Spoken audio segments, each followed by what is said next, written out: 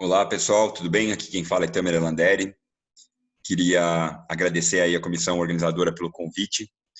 Me pediram para dar uma aula de erros frequentes na sala de emergência. Então, vamos lá, né? Primeiramente, queria falar o único conflito de interesse que eu tenho nessa aula, que a seleção foi totalmente arbitrária dos tópicos, né? Até porque uh, é difícil, não tem um capítulo de livro falando dos erros frequentes na emergência, né? Então, acabei selecionando algumas coisas da minha prática, da minha vivência, e espero aí que eu consiga contribuir um pouquinho aí para diminuir esses erros ou que eles não ocorram na sala de emergência. Vamos lá. Bom, pessoal, o primeiro ponto que eu queria comentar com vocês é de realmente a gente conhecer o material que a gente tem disponível na emergência. Então, eu vou começar numa emergência, eu quero saber o que eu tenho disponível para mim, o que eu posso utilizar, por exemplo, aí, onde estão localizadas as coisas, no sentido de onde está o ambu na emergência, onde está o carrinho de parada, o que eu tenho no meu carrinho de parada, né? Então, no sentido de você realmente saber o que você tem de disponível ali para você. Então, saber se o seu desfibrilador é bifásico, se é monofásico, certo? Como é que funciona a função de marca-passo do desfibrilador, se ele tem ou não, tudo bem? Então, assim, são coisas que você tem que, na hora que eu estou começando no local, eu tenho que realmente saber, falar, peraí, deixa eu ver o que eu tenho aqui, eu tenho trombolítico, não tenho trombolítico, a gente quando chega um infarto caminha para um local que tenha uma hemodinâmica ou a gente faz trombolítico aqui, como é que funciona isso daí, né? Então, tem que realmente não só entender, conhecer o material, mas conhecer o fluxo. E não só o fluxo, mas também conhecer a sua equipe. Tá? Bom, tem que saber o material humano que você tem ali na tua emergência, né, pessoal? Então, eu tenho físio, não tenho físio, tenho enfermeira, quantos auxiliares tem para cada paciente, né? Eles trabalham sobrecarregados aqui ou não, né? Então, assim, a gente tem que entender a realidade da nossa equipe, né? E saibam, é uma equipe, tá? Então, emergência é um cenário que a gente não pode esperar a gente querer se situar na hora que chega os problemas, né? A gente realmente tem que ter tudo já meio já alinhado com a equipe, com o material que você tem, para realmente conseguir prestar o serviço de qualidade na hora que chega o paciente grave, né? Outra coisa que quando a gente está falando com essa equipe, né? A gente está lá comunicando com a nossa equipe e nossa LS bate muito nessa tecla, né? Então, eu sou instrutor também de ACLS, a gente sempre bate muito na tecla da comunicação em alça fechada. Isso é uma recomendação do próprio ACLS, né? Então, o que seria isso, moçada? No sentido de o, a pessoa que está mandando a mensagem, né? Ela manda uma mensagem clara, a pessoa que recebeu a mensagem, ela repete essa mensagem clara para que a pessoa que enviou a mensagem confirme o recebimento claro. Ou seja, realmente a comunicação em alta fechada. Eu peço para você administrar 1 miligrama de adrenalina na parada. Ela me responde, quem está administrando a medicação? 1 miligrama de adrenalina feito. Preparada, desculpa, né? Preparada, pronto.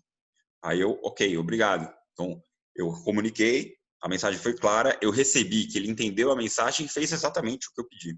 Tudo bem? E isso realmente diminui os erros na administração de medicação, na preparação de medicação, que são realmente frequentes, né? Vejam aí, olha a quantidade existem vários artigos demonstrando como a administração errada de medicação é realizada, né, no cenário de emergência, né? Então, e como realmente a gente aumentar o conhecimento e aumentar, melhorar a comunicação que tem entre os profissionais que estão ali na emergência, melhoram realmente ou diminuem a ocorrência desse erro.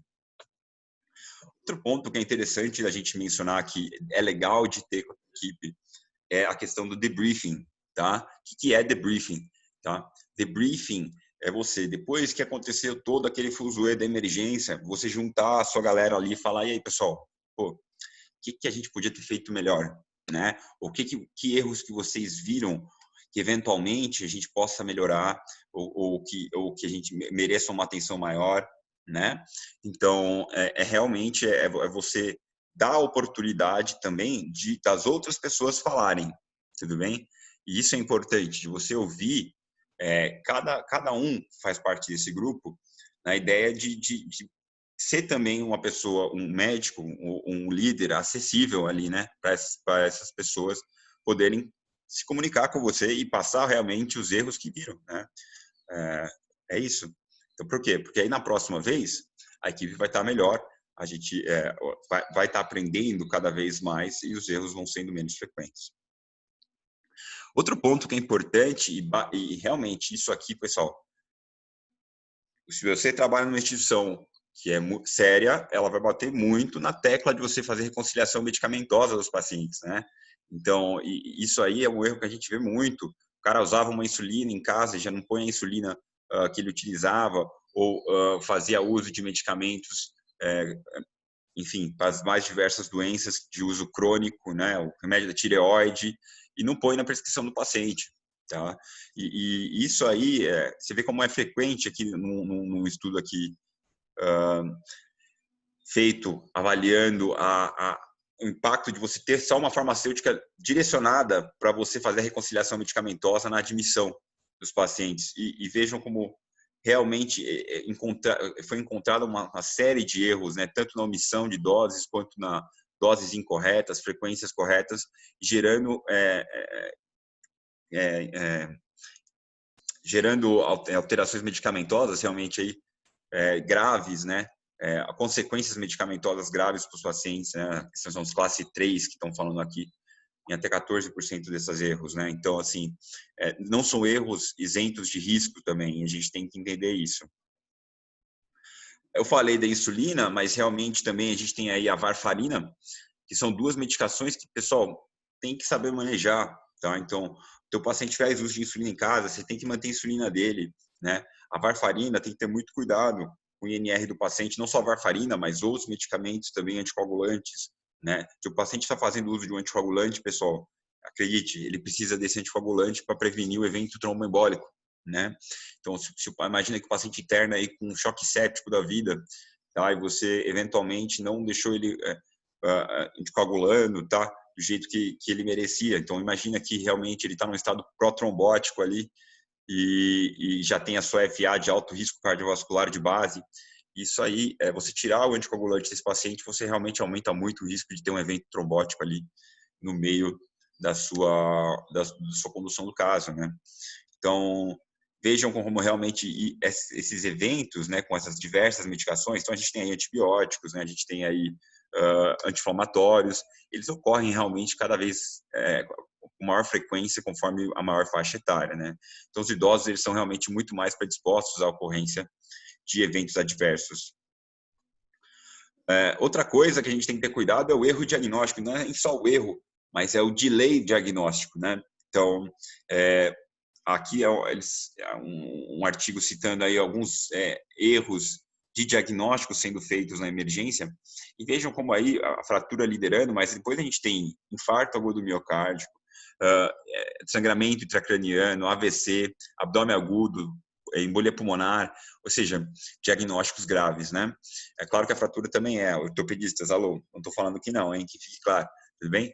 Mas no sentido de, vejam como essas doenças come bola mesmo, pessoal, tá? Então, a gente vê às vezes um delay muito grande para a realização do eletro, tá? Pô, o eletro é um grande aliado que a gente tem ali na emergência, ele serve como uma complementação realmente do teu exame inicial na emergência. Então, tem que lembrar, às vezes o quadro clínico não é o mais clássico possível, principalmente na população de idosos, mulheres, né? A gente sabe, diabéticos, né? A gente tem que lembrar aí realmente de que eventualmente o eletro pode estar mostrando alguma coisa e essa comida de bola, esse delay no diagnóstico pode eventualmente comprometer o prognóstico do paciente, né? Outra coisa que eu queria comentar com vocês, pessoal, é o cuidado na interpretação de sinais vitais, tá? Então, a gente está lá com o nosso monitor, um monte de sinal vital ali, né? Pô, como é que a gente tem que ter um pouco de cautela para a gente realmente entender cada um desses sinais vitais? Eu quero só dar uma pinceladinha em cada um deles. Bom, primeiro eu começar com a frequência cardíaca, moçada. E o grande negócio da frequência cardíaca é você realmente determinar se a frequência cardíaca é apropriada para aquele doente naquele cenário.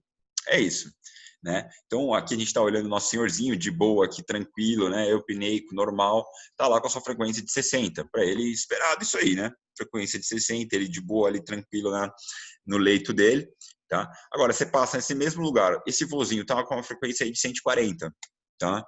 Por 140 de frequência, ele normal, acredite, tem alguma coisa aí errada, né? Então, o que está errado aí, né? Pô, né? Será que ele está fazendo alguma descompensação clínica? O que a gente tem que fazer, primeira coisa? Rodar um eletro, né? Roda um eletro para você ver se isso aí é uma arritmia ou não. É um ritmo sinusal, por acaso? Então, peraí, vamos ver se ele está descompensado de alguma coisa que a gente está comendo bola aqui, que a gente não está vendo, né? Será que ele está com alguma anemia, hipertiroidismo? Será que ele está aí infectado e a gente não está vendo, né? Ou realmente ele está realmente fazendo uma arritmia, uma taquicardia atrial, né? E a gente ele passou ali e viu. Então, sempre vejam, pô, essa frequência aí está adequada para o cara ou não? Certo? Olha o paciente do outro lado, bem chocado ali, aquela árvore de Natal toda ali na UTI, certo? Pô, esse cara com 60 de frequência, ele com certeza vai te assustar, né? Eu espero que ele seja com 140 de frequência, ao contrário, tudo bem? Então, sempre vejam também, será que ele usa alguma medicação, né? Será que tem alguma outra coisa que está gerando essa queda de batimento, né? Tem que lembrar quando o cara começa a ficar descompensado, realmente gravíssimo, começa a ter queda de frequência cardíaca, você já começa a ficar preocupado, né? Fala, ixi, o cara está indo ladeira abaixo aí, né? Temos que fazer alguma coisa, né? Então, essa questão da frequência, pessoal, é importante. Avalie. É adequada ou não para o que o cara está passando naquele momento. Tá? Pressão arterial. Esse é outro ponto que a gente, principalmente pronto-socorro cardiológico, a gente vê muito, né? Pessoal, lembre-se que a PA é igual ao débito cardíaco vezes resistência vascular periférica. Então, a gente pega nosso paciente lá, ICzão, fração de ejeção 20%, tá? Pô, no ambulatório, ali, bonitinho no ambulatório ali, você espera o quê? Que a pressão dele seja alta ou baixa, com 20% de fração de ejeção? Baixa, certo? Então, o que vai acontecer? Ele vai ter ali a sua pressãozinha 9,6, 8,6 no ambulatório, tá? Pô, esse cara chegou na emergência com a pressão 9,6 também. Então, tem cuidado de avaliar qual que é o basal da pressão arterial do doente, tá? E o polo inverso também é o contrário. O cara é o hipertenso lá, tem 180 por 110 de pressão em casa, não está tomando remédio de pressão. Pô, ele chega lá com esses 10, 6, 9, você fala assim, caramba, aconteceu alguma coisa aí, né? Tudo bem? Claro, espero que ele tenha começado a tratar só, mas não sendo isso, pô, o que está acontecendo com esse cara, né? Por que ele começou a cair pressão dessa forma? Se o coração é bom, está tendo redução do resistência vascular periférica, está fazendo algum choque séptico, a gente não está vendo, né? Então, lembre-se de ter cuidado também em avaliar a pressão arterial do indivíduo, tá? Uma grande coisa que ajuda quando a gente está avaliando o paciente com insuficiência cardíaca, que já tem essa pressãozinha baixa, é sempre você avaliar sinais de perfusão periférica, tudo bem? Então, olha o nível neurológico do doente, pega a mão dele, vê se está quente, tempo de enchimento capilar, tá? Vê lá como é que tá, vê como é que tá o débito urinário dele. Então, são todos esses parâmetros que a gente vai estar olhando para falar, olha, realmente, não, essa pressãozinha é a pressãozinha mais baixa, mas tá tudo sendo bem perfundido aqui, tudo bem? Diferente disso que a gente começa a ter redução de tudo isso que a gente já comentou. São nível de consciência, redução do débito urinário, pele fria, pegajosa, aumento de frequência, o pulso fica fino. Aí já mudou a história, né, meu? Então, é importante entender aí todo o basal do doente. E já falando de basal, a gente entra nesse item aqui, que é a saturação. Tá? Essa aqui é a clássica foto do Netter, né? Falando aí dos pacientes, mostrando os dois perfis de pacientes DPOC, né? O Pink Puffer e o Blue Bloater, né? Blue Bloater, né? Então, assim, são pacientes que, com certeza, aí tem essa saturação mais baixa já no basal, né, moçada? Tem que ter cuidado na administração de oxigênio nesses doentes, né? A gente sabe que você dá um fluxo de O2 muito alto, saturação de 99%, esse paciente é ruim, porque ele vive num regime, né, de hipercapnia, certo? Hipóxia. E tem que lembrar, então, que a respiração da ventilação começa a se tornar muito mais ligada ao O2 do que o indivíduo que eventualmente não tem aí um problema pulmonar tão importante, né? Sabe que o que controla muito mais é o CO2 com a ventilação, né? Mas esses caras não, eles vivem realmente no regime de hipercapnia, né? Então, tem que ter muito cuidado, porque a partir do momento que eu vou lá e tuxo O2 nesse cara, o que acontece? Os centros ali da respiração ali na região do tronco cerebral vão virar e falar assim, opa, tá realmente aí com uma quantidade muito boa de oxigênio aqui, meu, nós podemos dar uma diminuída na nossa ventilação, né? E o que acaba acontecendo com isso?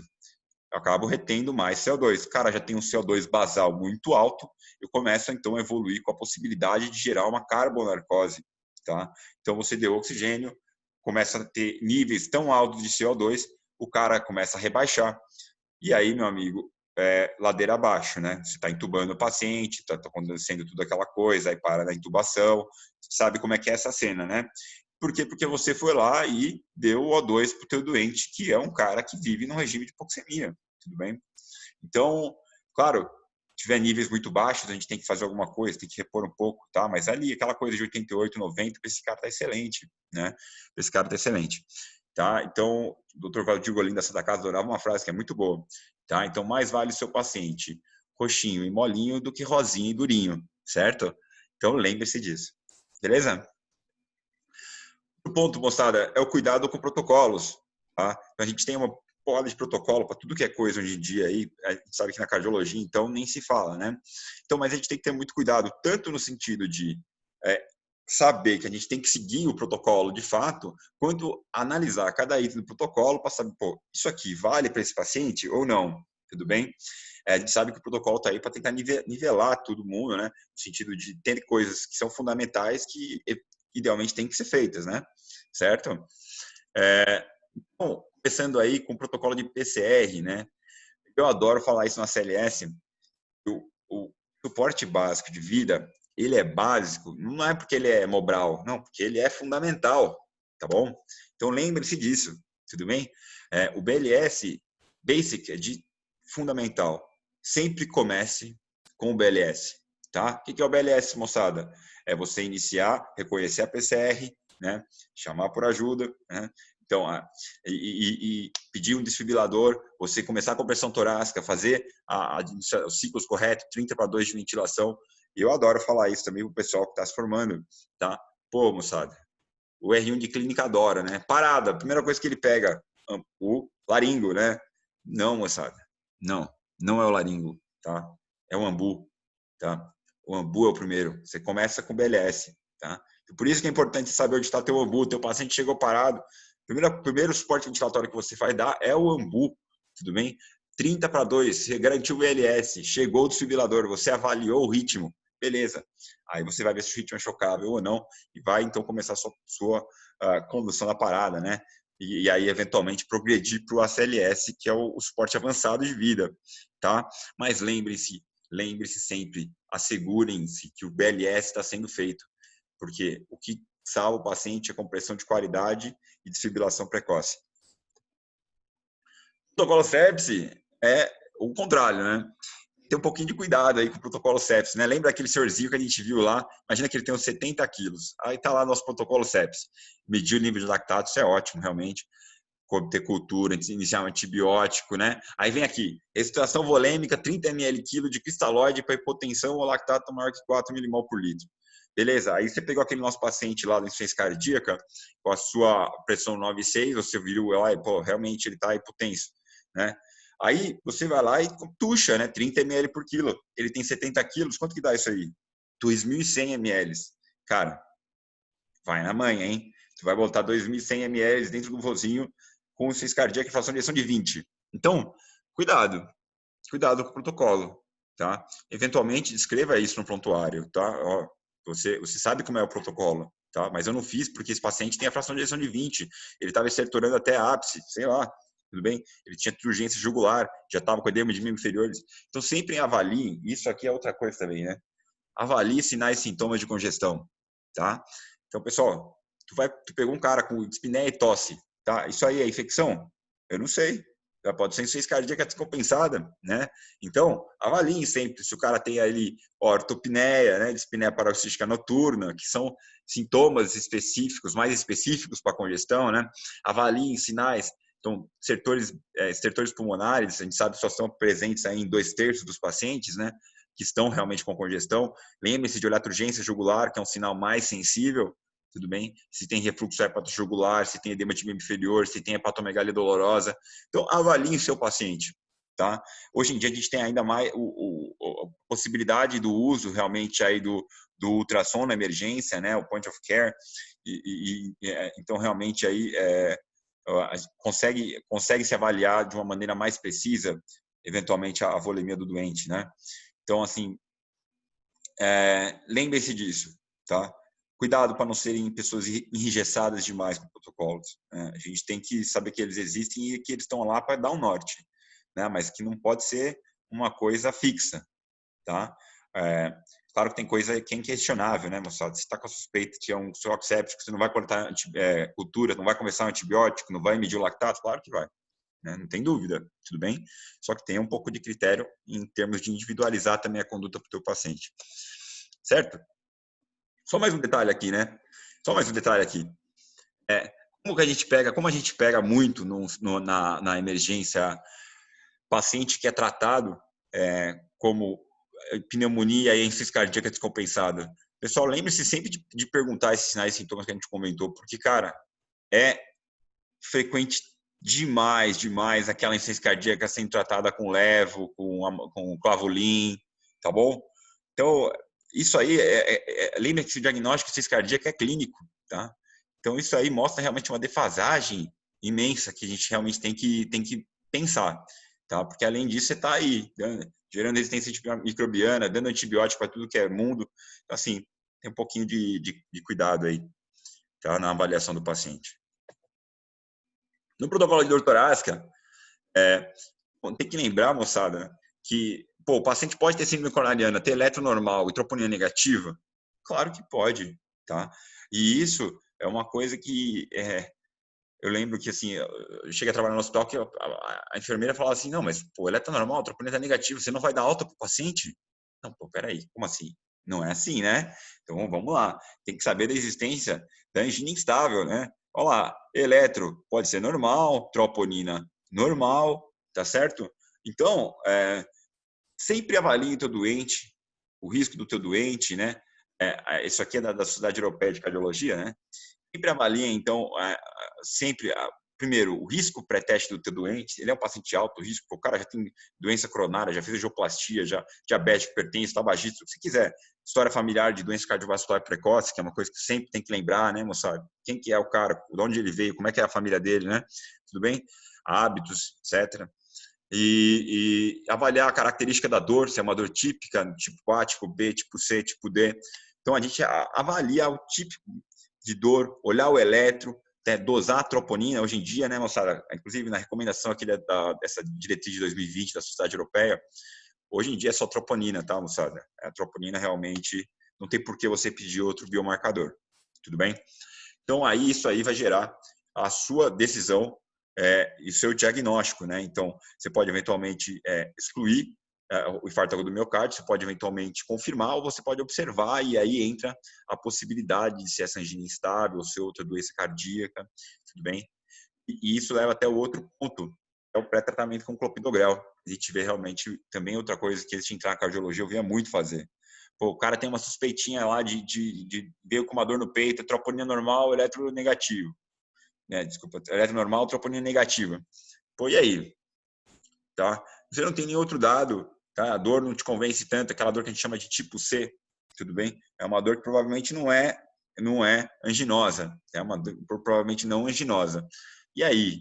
Você vai dar clopidogrel para esse paciente também, junto com o teu AS? Tudo bem você fazer aquele pré-tratamento com AS, né? Mas a ideia de você sempre, quando for fazer a dose de ataque de clopidogrel, ter um pouquinho mais de certeza, um pouquinho mais de evidência de que realmente isso aí seja uma síndrome coronariana aguda, tudo bem?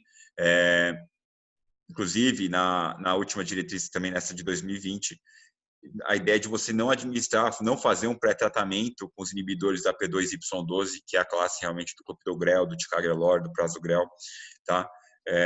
Antes de você fazer uma avaliação anatômica, tudo bem? Isso aí é um pouco contraditório, mas a ideia é de que você realmente não submeta o paciente à dupla antiagregação plaquetária sem ter uma evidência. Acho que essa é a grande mensagem que eu tiro disso. Tá? Tenha mais evidência clínica. Se a troponina é positiva, beleza. O eletro está tendo alteração, ok. A dor está sendo recorrente, você não está achando outra causa, tudo bem. Né? Aí sim, você está tendo mais parâmetros, né? Tudo bem? Para você poder dar a segunda medicação. Lembre-se que se for uma dissecção de aorta, você deu uma dupla anticoagulação plaquetária para o cara, você fez uma bela azedadinha aí no caso, tá? Então, lembre-se sempre de ter um pouquinho mais de cuidado na administração da dupla anticoagulação. Eventualmente, eu estou num serviço que vai demorar muito para o cara ir para o cateterismo, tá? Aí sim vale a pena você realmente, talvez, deixar ele com o clopidogrel, né? Porque você não sabe quando que o cara vai fazer o CAT, né? E isso a gente sabe que corre no Brasil, existe essa realidade, né? O cara fica lá no cenário SUS aguardando para fazer o procedimento, né, o cateterismo. Aí não tem jeito, tem que deixar o cara com alguma coisa nesse meio tempo, né? Tudo bem? Mas lembre-se que o clopidogrel, a ideia aí é que ele seja dado como uma dose de ataque para que ele aumente a concentração dele para o procedimento, né? Então, lembre-se só dessas coisinhas.